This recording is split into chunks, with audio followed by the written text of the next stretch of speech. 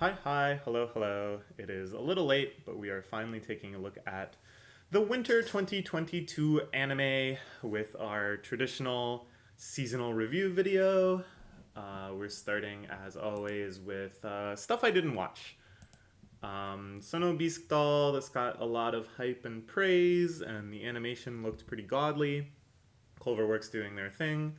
I also heard that it was a pretty interesting, heartfelt story, and you got to learn a lot about cosplay and making clothing and stuff, which all sounds pretty good. But in the end, it was just too horny for me. It was too fan servicey. I just couldn't get into it. Sabikui Bisco. This is like a really over the top action packed series, something about mushroom hunting, I think. I had some friends that watched it. They really praised it. They said it was a lot of fun. It sounds like the sort of thing I would enjoy, but I just didn't watch it. I don't know. This was a BL series that I was like pretty excited for because really good BL series are few and far between. So I was excited to give this a chance and see if it kind of hit that sweet spot for romance for me, where it is indeed very sweet. But I just didn't end up trying and didn't watch it. Akabi-chan's Sailor Uniform. I actually watched a few episodes of this and I was quite impressed. It's Cloverworks as well, and it has really beautiful, fluid animation, really good character animation, character acting and stuff. But I don't know. As much as I praise the objective quality of the animation, it wasn't really doing it for me. For some reason, just the kind of effects they used and the things they put detail into and stuff. None of it like really resonated with me on like an emotional level. I was more just like, oh, that was well done. The plot seemed fun. I liked her as a character. I liked kind of the setup of, she's weird and she's going to live her life her own way, and we'll get over all of the kind of societal expectations for her. But I don't know. I couldn't get into it. I didn't end up finishing it. Slow Loop as well. I read the manga for this one. I like the manga. I like fishing. I like the focus on fishing. The plot line of the two girls and how they're kind of rebuilding their family together. I thought that was really nice too. The characterization is good. The adaptation seemed nice too. Just really nice, relaxing, languid slice of life production, which is exactly what you want for like a fishing show. Lots of good technical details about the fish and preparing them and all this stuff. Really everything I could want from a series, but I just didn't end up finishing it because I don't know, lots of reasons. There was that show that Madhouse was making that I can't even remember what it was called, but it was about cops. It was about like a police department, kind of an anime Brooklyn Nine-Nine perhaps. And I was actually kind of excited for this because I really like Madhouse and I like their comedic stuff. And Brooklyn Nine-Nine had just finished, so I was like, all right, I can allow myself another liberal propaganda show, even though, ACAB until the day I die. But I don't know, when it came down to it, when I was like trying to figure out what am I actually going to watch, what do I actually have time for, what do I actually have like the emotional space for, because it was a pretty turbulent period of my life those months. I just could not bring myself to watch a show that probably glorifies and humanizes cops in a way that I on one level would probably enjoy still a lot for those reasons I mentioned. Madhouse, comedy. I love sitcoms in general, but on another level I think would make me pretty uncomfortable, and I don't know. Didn't watch it. So what's left after all of that? Not much. As you can see, this actually says Winter 2022 Anime Review. Singular. Where in the past we've looked at 8, 9, 10 shows in a single season. Here we watched one, just one show, and I only watched one, and I didn't even finish it until many weeks into the next season. I only finished watching this a couple days ago. I don't know. I mean, I can't. I've failed as a seasonal anime degenerate. I can't justify this. I can't explain this. I can say, oh, it was a real turbulent period. I was doing this, I was doing that, I was stressed, I was busy, But realistically, I could have made time for anime. And in fact, I think if you are a true anime degenerate, it's when you're stressed, it's when you're overwhelmed, it's when you've got a lot of stuff going on that if you can really enjoy anime, that's when anime is actually strongest, I think, as something to distract you, as something to give you an escape, to take you to another place. So I don't know. I'm actually kind of disappointed in myself that I didn't try a little harder to watch some series that could have made me happier, that could have calmed me down, that could have provided that escape. Not just even new series, but just relying on anime in general. Anime, this is what it's for. For better or worse, it is supposed to be like an emotional support system. That's what being like an otaku is about. That's what really studying and coming to appreciate anime and incorporating anime into your lifestyle. That's the benefit it gives you, is that it can help you out at times like this. And at this time it didn't, which is too bad. But I still carry the flame of the seasonal anime degenerate within myself, and I still plan on staying on that seasonal anime treadmill and checking out all sorts of new shows. And already this next season, the one that's airing now, I'm watching a lot more shows, and I'm really enjoying them, and I can't wait to tell you about them. But for now, let's talk about this one show that I watched, which was an absolute banger. You're looking at the video length, though, and you're thinking, seriously just going to spend this whole time talking about one show? Yes. I have a lot to say about it. So let's get going. I am talking, of course, about Ousama Ranking. I'm sure any of you watching this video would have recognized it right away from the thumbnail or from that previous slide. It was a great show, and I really feel like this is so unnecessary. Do you even need me to tell you it's a great show? It's been over for like a month. And I feel like this is a pretty big breakout hit. I feel like this show got a lot of attention, a lot of discussion, which is fantastic. I'm really, really happy that it attracted the audience that it did. And I mean, I can just end the video now. I'm sure there's already dozens of other analyses on YouTube, other things breaking down exactly why it's so great. Ones that are edited such that you can see clips of what they're talking about. I hear that's popular on YouTube now. Now we're gonna have it on this channel.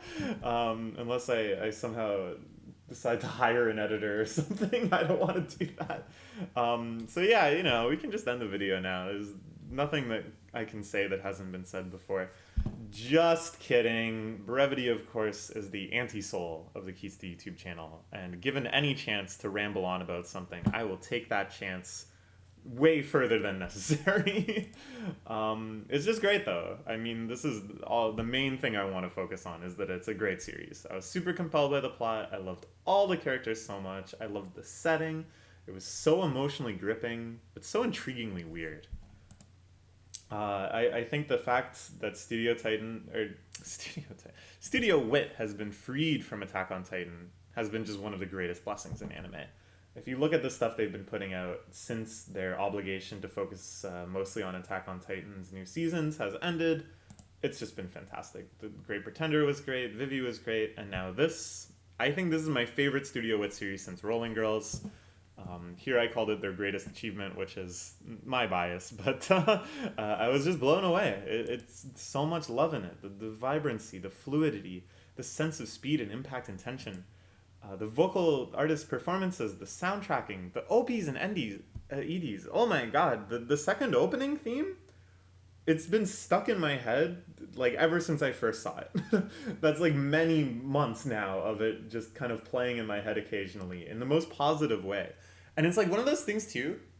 This is gonna be a bit of a tangent, but like, sometimes you get a song stuck in your head from a language you don't speak or don't speak very well, and you don't actually recall the lyrics, the Japanese lyrics, but you recall kind of how they sound, and you also like very intensely recall the English meaning of them. So the line that's like, throw away the strength gained from malice, and the way it sounds in Japanese and the meaning of that line has just been like echoing in my head, and it's so beautiful and it's so motivating. Oh, it's so good. I think it's discard the strength gained from malice or something. So everything is just objectively great. The sheer cinematic excellence of everything is just off the charts. And at the same time, it's so unique. it's good in a way that like nothing else is good. They've gone in such a unique and strange direction with the production of this series. So let me break down this new type of sakuga, this new type of excellence in animation that I think they achieved here. And it amazes me. After so many years of watching anime, I'm still seeing bold new ways to depict things that I've seen 1,000 times before, like sword fights, or magic, or just running fast. With Ousama Ranking, Wit does it again. They already did this once. They already have a new type of sakuga under their belt with Rolling Girls. Rolling Girls provided me, again, an entirely new type of sakuga where I was just like, I've never seen a fight scene like this. I've never seen an explosion like this. I've never seen a concert like this. They did it again. I can't get over how good they are at this sort of action anime. A whole new style is birthed here. Things like Boji dodging around, Kage swooshing around on the ground, the way Bose swings his club. None of these things are like new in what they depict necessarily, but the way they do it, it's so fresh. Like, it has some comparisons. It reminds me of Bones' Mob Psycho, but it's nowhere near as wild in terms of like mixed media or like really crazy cutting, really crazy kind of cinematographic angles. But it does kind of inherit Mob Psycho's sort of like flatness, I guess, an almost cartoonishness flatness, which really allows like a lot more creativity in like how the characters move and how they're depicted. There's this sort of like mild plasticity in the character's movement. It's not full on like classic rubber hose, Cuphead type bounciness. It still feels like very bound in the model of the characters, but there's just this kind of like extra breathing room for real expressiveness that I think really helps bring out the character's movement in this awesome exaggerated way. For a long time, sakuga has been dominated, especially in fight scenes and other action scenes, by the pause impact style. And I know you know what I'm talking about if you've watched anime. It's where it goes right. It's like that exact length where the hit and or I don't know. It's great. and it's always so hype when you see it. But this series hardly employs that at all, and instead builds up senses of like tension and impact and like the timing of things, somehow through like a more continuous kind of forethought type motion where the impact of something like Bose swinging his club is a great example. You know, Bose is this giant dude with a giant club, and the way that he swings it has more of like a continuous heaviness, rather than how you'd think it would be depicted in almost all like sakuga core anime these days, where it would be like and then I'm sounding like a 12-year-old here. I don't know how to really depict this without acting it out, but I'm getting a little embarrassed. Anyways. But it's not, above occasionally having just the pinnacle of kind of like modern anime sakuga, incorporating those techniques when necessary. There is a little bit of like mixed media styles. There are occasionally like big diegetic breaks where characters go totally exaggerated, and they do have the odd pause impact kind of explosion scene, and sprinkling those in rather than those being the standard really just heightens their impact, I think, and makes them more deliberate in what they depict, like more correlating to some sort of sensation or some sort of impact that you're supposed to experience. Rather than it just being the standard to make a fight scene look good. Everything operates on this kind of lightness and heaviness spectrum to depict things like power, to depict a character's ability to maneuver around another. That really kind of sets up your expectations for fights, that you can have this kind of internal hierarchy of like, oh, that attack felt stronger than this previous one, but oh, this character seems faster than that other one. And I think this is built up very well, very subtly, without needing really like explicit comparisons, but rather just through this very nuanced, very disciplined depiction of movement and speed. Does any of this make sense? It's really hard to talk about this stuff because I'm not, trained in animation, so I'm sure there's like a technical language that I could be employing or I could be at least using to build my own depictions or descriptions that I just don't have. So I have to kind of just more talk about, how it feels and compare it to other series and stuff. And also, it's just an inherently visual thing.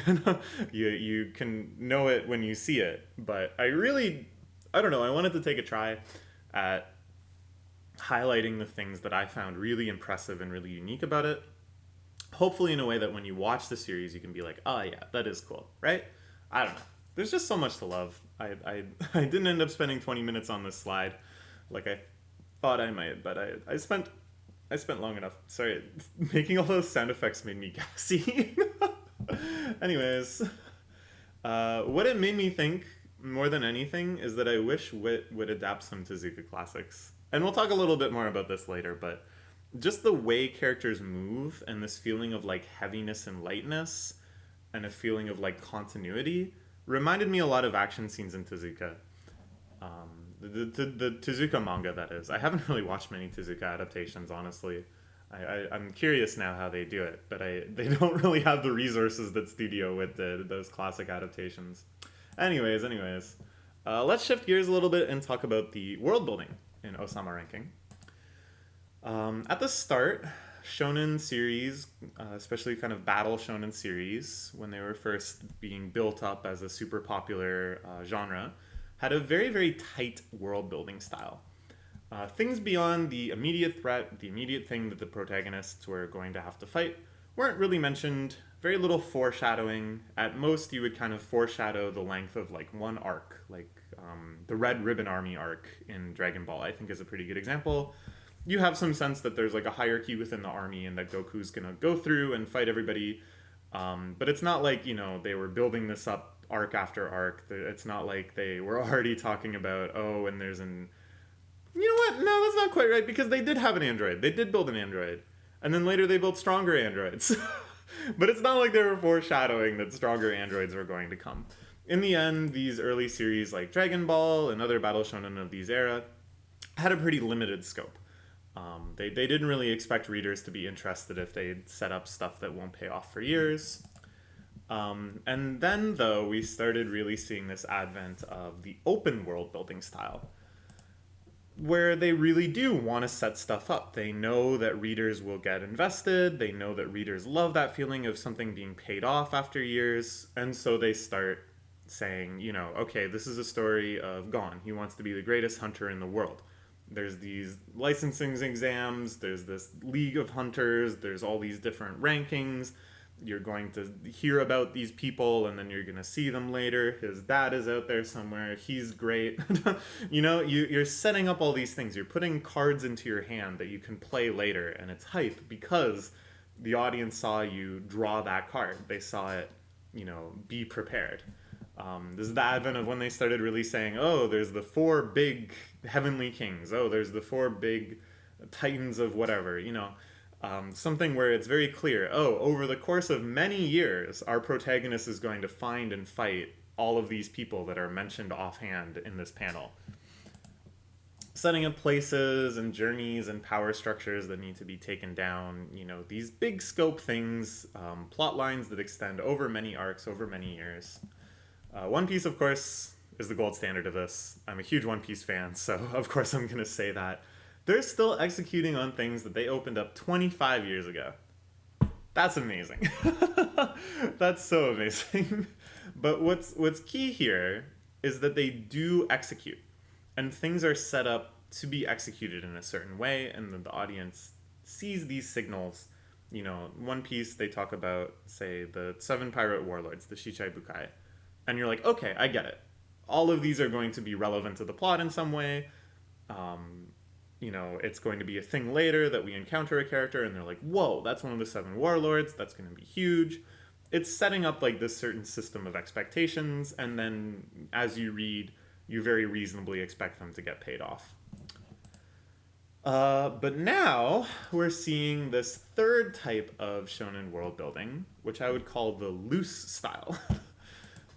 Things are still set up. There's this big world that kind of unveils itself for you.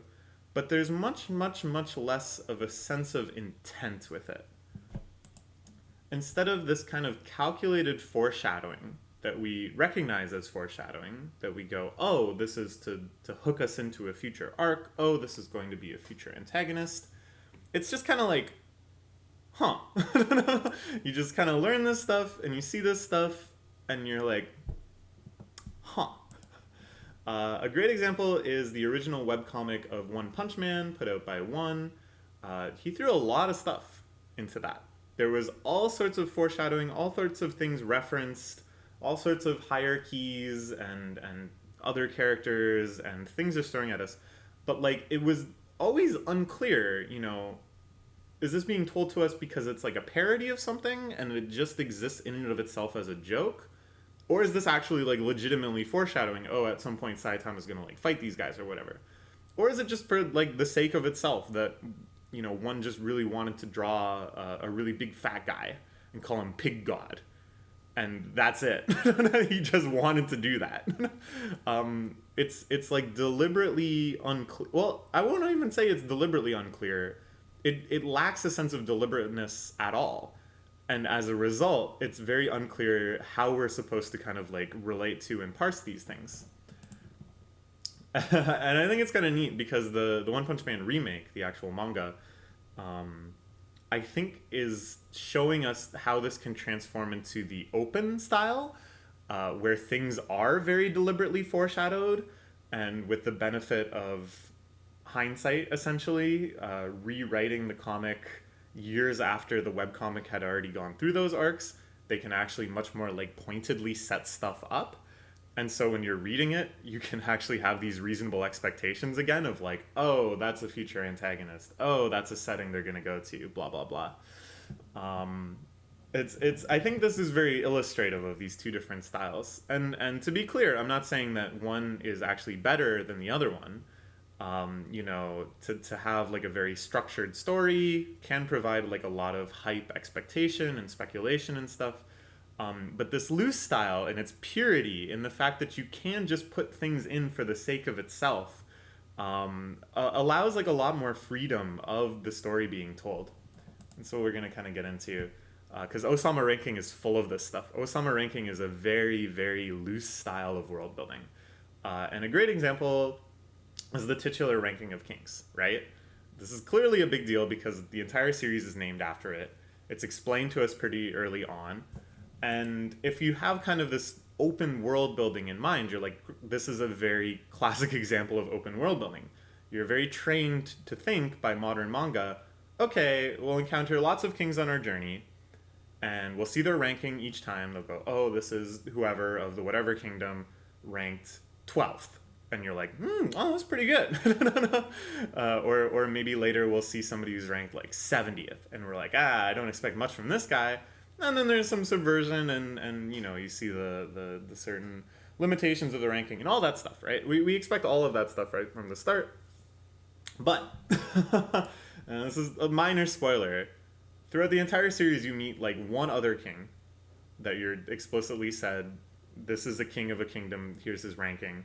And he's already top ranked. He's already ranked number 2, and because of various lore we won't get into, he could be ranked number 1, but he doesn't want to be. Basically, things just move like really quickly. That they kind of set stuff up, and you're like, it's as if this. They build this like very elaborate like castle, and you're like, yes, eventually we're gonna walk up to that castle, and navigate our way through all these rooms, and it'll be like a real dungeon. And then they just instantly like smash the castle over, which was really just a tiny model. And they're like, no, just kidding. We're going over there. But you still get the pleasure of seeing the intricacies of these setups, of this world building and lore. You just are completely subverted and kind of almost kind of tossed into the fray whenever you have an expectation of how that will unfold in the plot. Because instead, it's just going to be like, well, all right, well, he's the strongest. Guess what? All right, you're already there. Now, guess what? You're the strongest. Oh, whatever. Oh, no, now you're back here. It's pretty wild.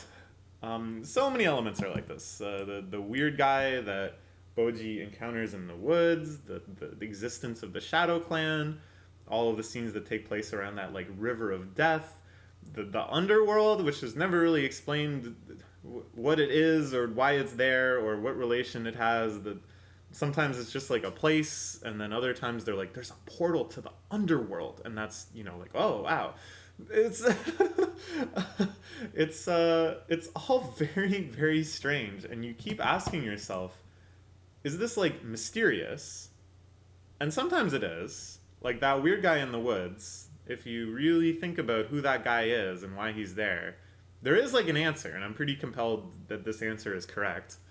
But on the other hand, is this just weird? Like, is this not actually like foreshadowing something, but it's just this weird thing in the series for the sake of itself that doesn't actually have like an explanation, that doesn't actually have a whole plan for how it's going to develop and explain itself to you.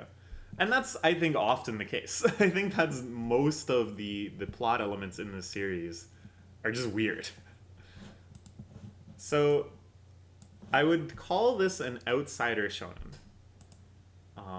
And this is based on this feeling of maybe this is just weird. And it expands to many, many areas of the series. The lore, which is like very loosely set up. We're told, oh, the gods created these kingdoms in time immemorial, and I don't know, there's like some number of kingdoms, and then something happens, and other stuff happens, and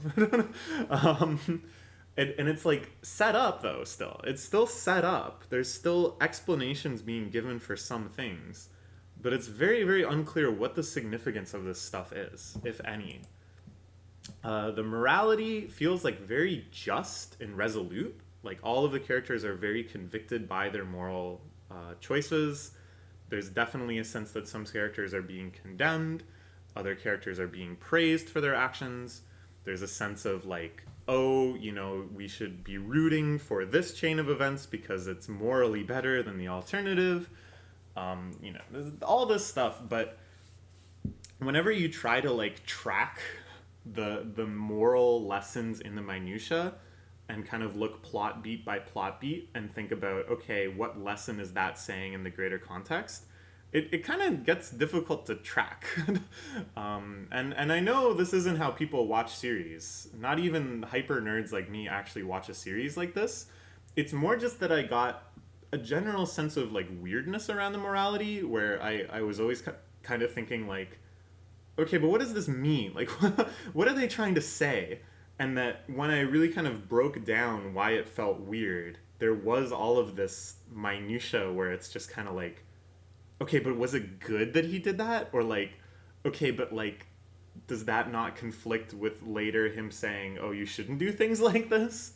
It's very, very, very strange. The characters' motivations as well, in a similar way, they're always very overwhelming. Characters are very like one-minded. They're driven relentlessly by the convictions they have, their moral foundations, and what they're trying to achieve. But often these feel pretty arbitrary, that it's like not really clear why a character cares so much about something, why they have this unyielding loyalty to another character, or why they don't care about another character that you'd think is equally important to them. They change very, very quickly at times too. Like some plot development will happen, and just like instantly, like a switch being flipped, it's like, okay, all my loyalties have changed. It's very strange. It's just very, very strange. And I don't think there's anything beyond it besides just this kind of outsider weirdness. The tone shifts very, very rapidly, and maybe this is true of the characters' motivations as well, that the anime, I think, does condense the manga quite a bit. There's a lot of little scenes that have been taken out.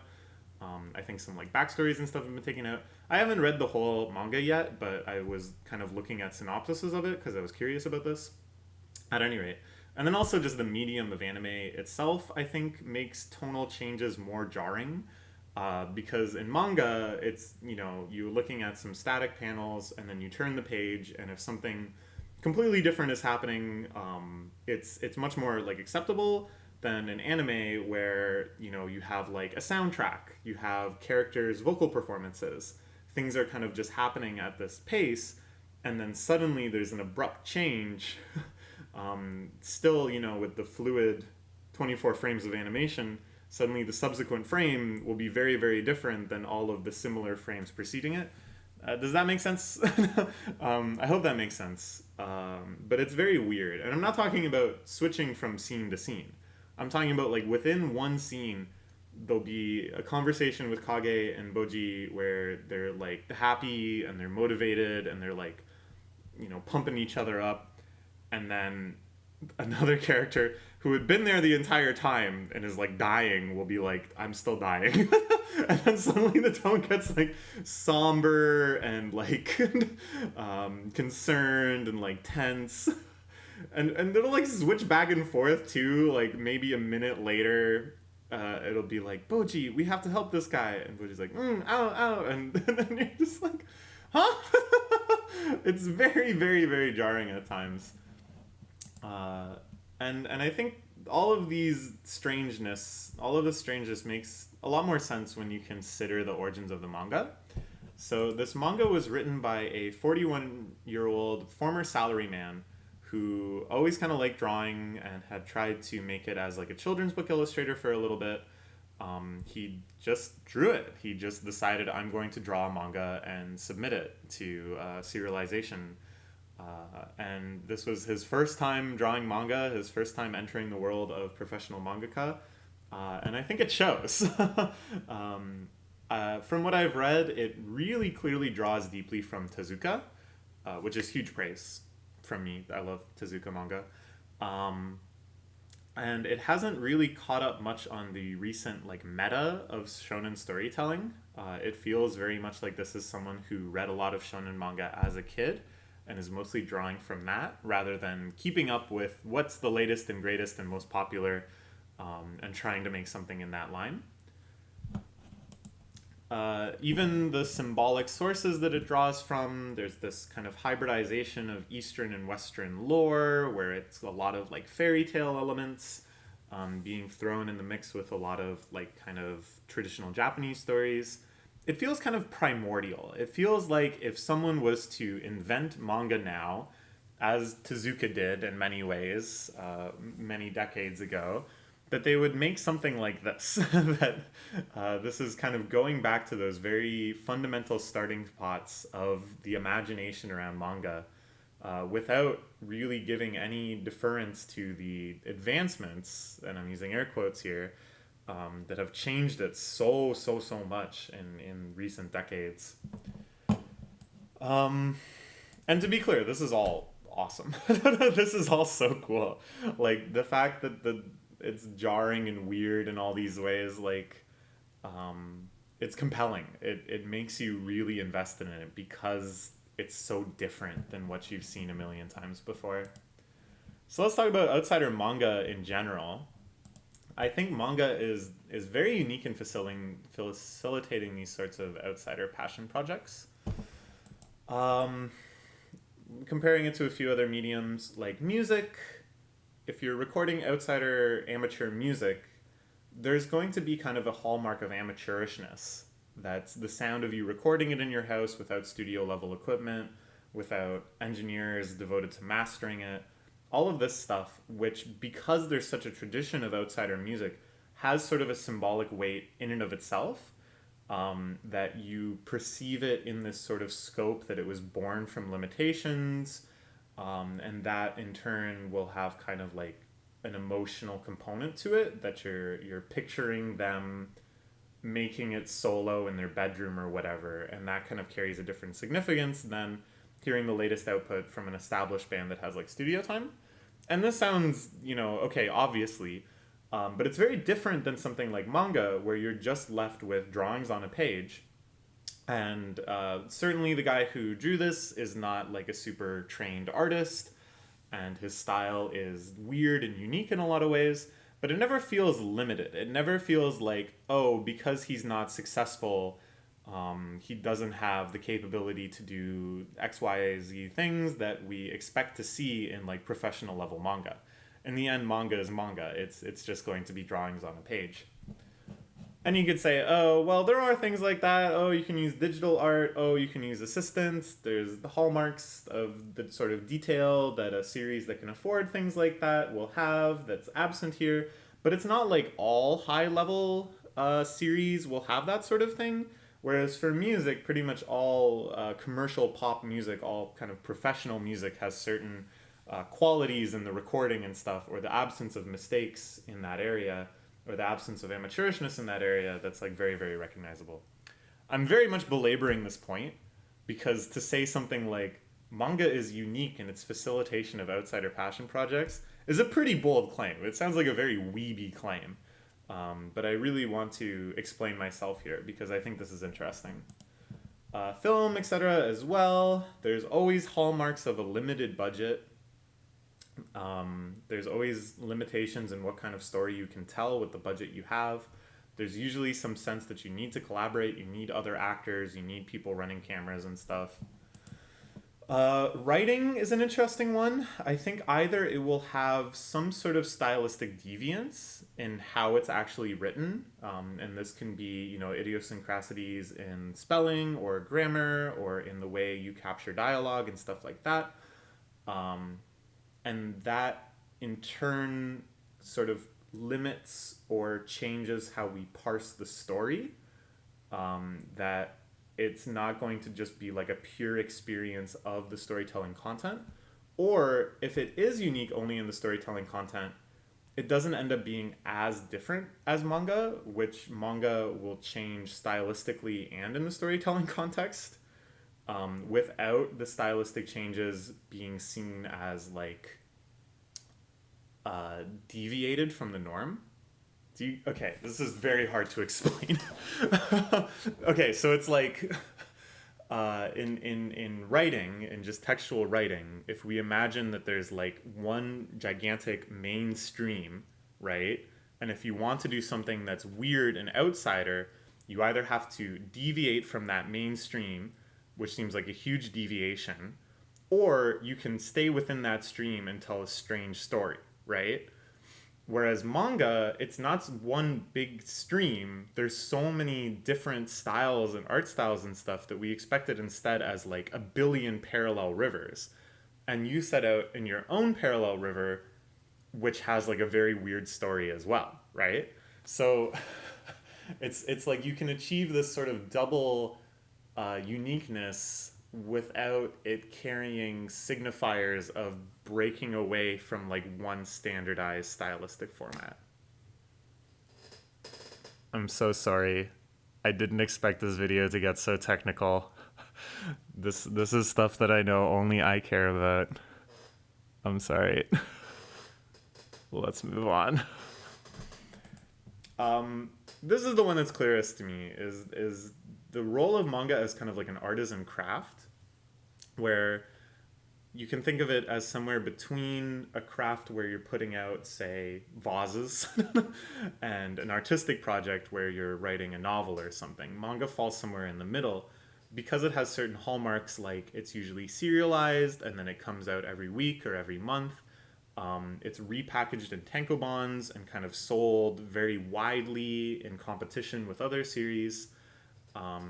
So if you even just compare outsider manga, someone who enters this world as an outsider but still follows all of these like structural standards and how it's released and stuff, it's very different from like another outsider comic project. It legitimizes it to some standard, which changes how we engage with it and our expectations for what it'll be like. And this is very relevant here because this is why Ousama Ranking as outsider shonen is so compellingly weird.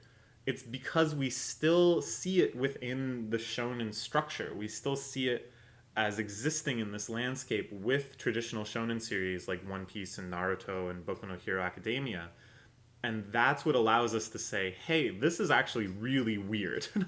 This is actually really different. If it was, just released as like a webcomic out into the ether on random Imager pages, there's a billion things we've seen that are weirder than that.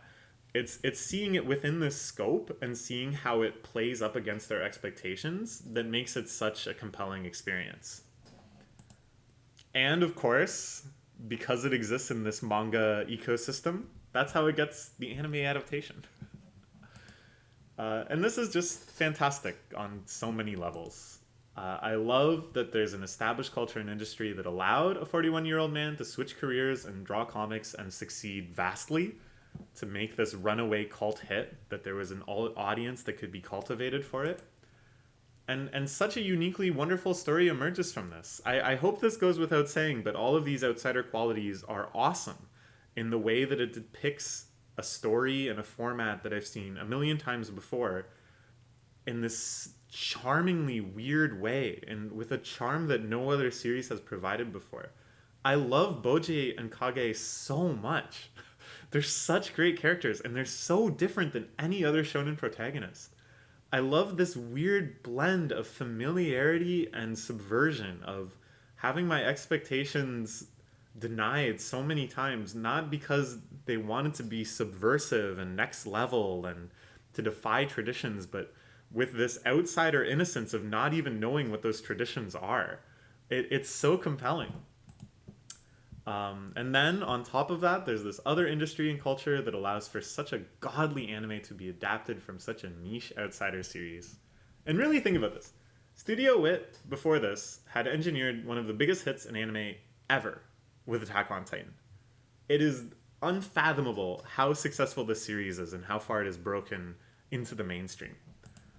And then, instead of finishing that adaptation and raking in huge big bucks, they're like, no, we're done with that.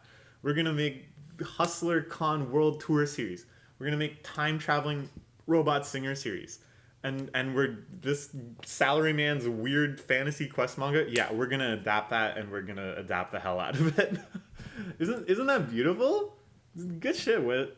I am so impressed that they would do this. They would do all of this, and especially this series. It's just so great. I think that's it. I think that's all I have to say about it. I know we got pretty bogged down in technicalities around animation and shonen and different mediums. So thank you for indulging me. I hope it made sense. But I don't know. These are like really, really interesting topics to me, and I feel like this was a good excuse to try to explain myself about them. And it's, you know, it's stuff that I want to figure out. It's stuff that I'm still working through myself. You know, how do I parse these things? Why do I have these expectations? How is this sort of shonen structure built up in my mind, and what do I like to see from it? And this series was so great at really pushing those questions to me and making me think about it. Okay, so after all that, next season though, more shows. This should say good thing I watched it, at least. I'm glad I finished this series, even though I didn't really have the opportunity to watch anything else. I'm glad I chose this one. More shows next season. I'm watching a lot more stuff already, possibly way more. I don't know. We'll see how many I finish. All right. After all of that, you may be surprised that I'm only giving it a 9.5. The amount of praise I gave it and the amount of places it took me in my own thinking about anime and stuff sounds like an easy 10. But in the end, it's like that weirdness cuts both ways. That I was certainly fascinated and compelled by how tonally strange it was and how strange all the characters behaved and such. But it was also sort of immersion breaking. It was, in the end, kind of like limiting how emotional I could get about it. So I still can't put it on the tier of shows that like really felt revelatory and life-changing and mind-blowing. This one I was more just very fascinated by. I think that's the best word. Okay, that's all I had to say. Good stuff. Join me next season. We'll talk about a bunch of shows. Bye-bye.